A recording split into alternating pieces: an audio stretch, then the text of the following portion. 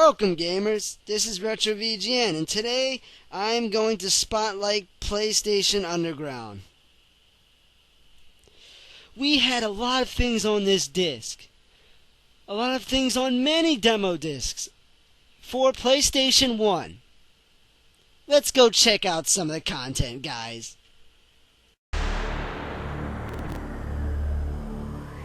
That's a good crowd. We had comedy. The name's Craig. We had an awesome video game soundtrack to go along with all the demo discs in the franchise. We had adventure. Adventure, guys. Not Adventure Time, but we had real adventure on these discs, too. Not just Indiana Jones spin-offs like Bomberman Land for Game Boy. And we had awesome content on the demo discs. So come on, Sony, look where you were earning the most money out of this deal. I mean, you made demo discs and packed them into your PlayStation Underground magazines, where people would buy the content on your discs just to see what games were coming out next. So look what you're doing wrong nowadays. You're offering your fan base downloadable demos for free. Come on, Sony, what is this? This is the 21st century, but we need to revive what you had best. I mean, just look at this awesome amount of content they were able to store onto discs. To foreshadow events, behind the scenes work, and lots of other things about PlayStation games. Even imports of shitty games, like Shadow Tower. There was exciting and vivid storytelling in each of one of these opening cutscenes to the discs. Whether you realize it or not, there is a story being told here. That Sony shall live on regardless of Nintendo or Sega.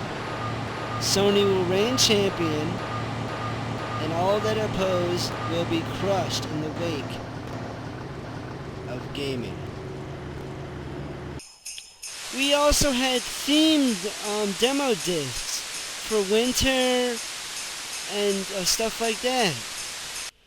Now, before I go on to my next segment, I'd just like to clarify. Let's just do a recap here of how great the PlayStation Underground was. Back in the PlayStation 1 era, we had something called PlayStation Underground. It was revolutionary, fresh, and it also introduced a lot of technology to gamers, as well as quality content that we would miss nowadays on PlayStation 3. If we had it. Now, I think I've spoken well enough about this. This is a problem. We need to revive this. I cannot express into words. It's just not enough. The greatness of PlayStation Underground. The whole revolutionary project is in itself was too great for words. Yes, it was that epic. The exciting detail that they put into every one of these discs is just remarkable. I mean, to make it look like a realistic environment nonetheless is just epic, in my opinion. I mean, you can see in every one of these discs that the amazing amount of detail overshadows anything you've ever imagined in your life. Even sex isn't this good. I gotta say that, respectively. Lots of content was introduced onto these discs. Even codes for games. Let's take a look real fast. Come on, stop lagging.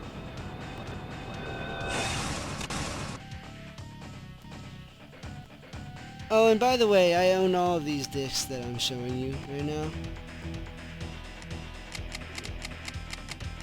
Look at all these codes. I mean,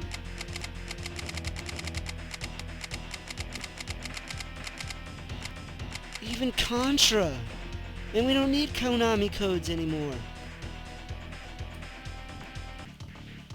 Games such as Medieval, Tomb Raider, and other games were also spotlighted on these discs.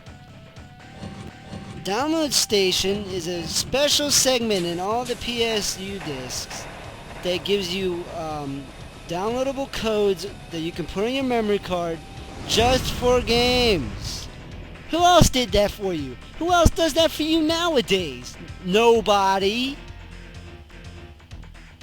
Let's take a look at this disc. Monster Rancher number 1, 2, and 3. Let's see the description. A 6-year-old grade A pixie named Angel. 98 wins, 1 loss, and 35 KO. And you get a lot of money. But that's not the only game here.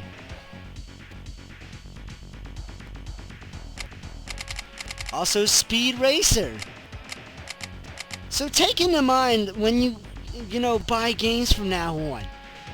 Who the hell gave you anything at all to start off with? Now this is the exciting part.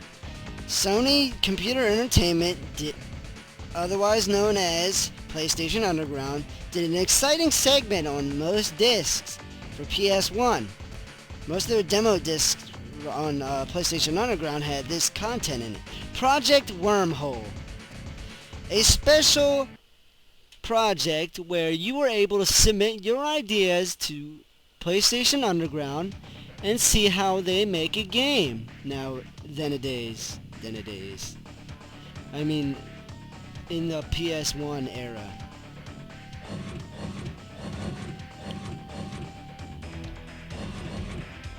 These showed you interactive videos and other content relating to Project Wormhole. Project Wormhole was a project started by them. You love to play games. Just for us. Now help us make one from scratch. They showed you how to make 3D welcome to the first and stuff like that too. Of a four-part. On part 1 of 4, they show you how a cart is made in 3D.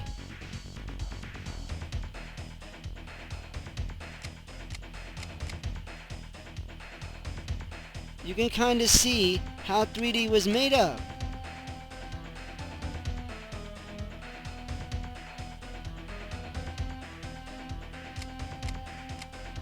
And I'm not just talking about cars, just other objects too.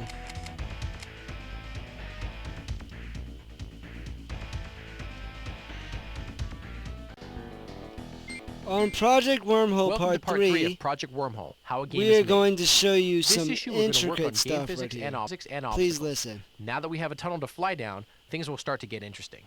Last issue, the car flew straight down the middle of the tunnel. That's fine for just checking it out. But in the finished game, we want to be able to fly and dodge obstacles realistically. We need to consider all of the different forces acting on the car as it flies down the tunnel. There is the force of gravity pulling it down, the force of jets on its bottom keeping it off the ground, drag forces from the air in the tunnel, and forces from jets used by the player to control the car. We add all of these forces up to figure out how the car is moving. Let's play it just for a brief second, guys. This is part 3, by the way. I mean, the controls are a little bit hard to get used to, but it's one of those games that just, demonstrates what a good game is made out of. You just have to get used to it, and the difficulty setting is comprised of what they think is suitable.